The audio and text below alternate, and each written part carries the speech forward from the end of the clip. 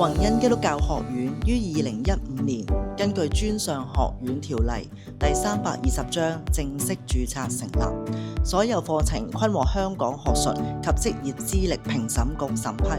作為一所私立基督教專上學院，宏恩致力提供博雅與專業教育，為中學畢業生提供不同選擇以及多個入學點嘅課程，幫助佢哋完成大學課程，成為才德兼備嘅僕人領袖。宏恩基督教學院創校校長崔康常教授從事教育工作40多年，着重優質教育，相信人人皆可成才，並一直引用其創立嘅個人教育模式 ABCDE Model。A 係 Aim 目標，B 係 Better Performance 提升表現，C 係 Confidence 信心，D 係 Determination 決心，E 係 Effective Method 有效方法。實踐及應用在高中教育以及宏恩基督教學院，獲取優良效果。宏恩創校10週年，培育了超過1500名學生，當中超過600名畢業生。學院按學生嘅興趣同埋程度因材施教，讓學生學有所成，服務社群。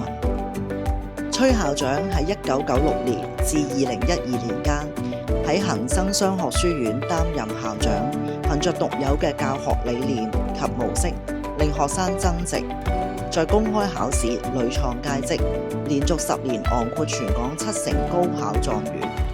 喺2012年，恒生商學書院喺高考 A Level 奪取 A 級成績數目係596個，學生連續5年在全港報考科目考取 A 級成績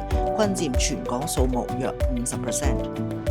而喺2012年更誕生咗3位6A 超級狀元同埋14位5A 或以上嘅狀元。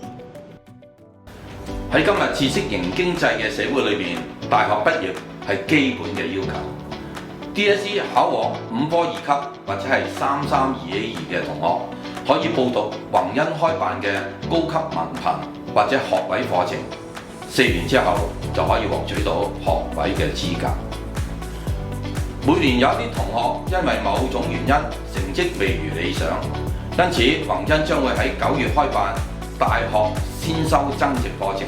希望提供多一個機會，讓佢哋能夠重考 DSE 並且成功入讀大學。大學先修增值課程係結合咗 ABCDE 嘅教學模式，配合優良嘅師資同埋學習嘅環境，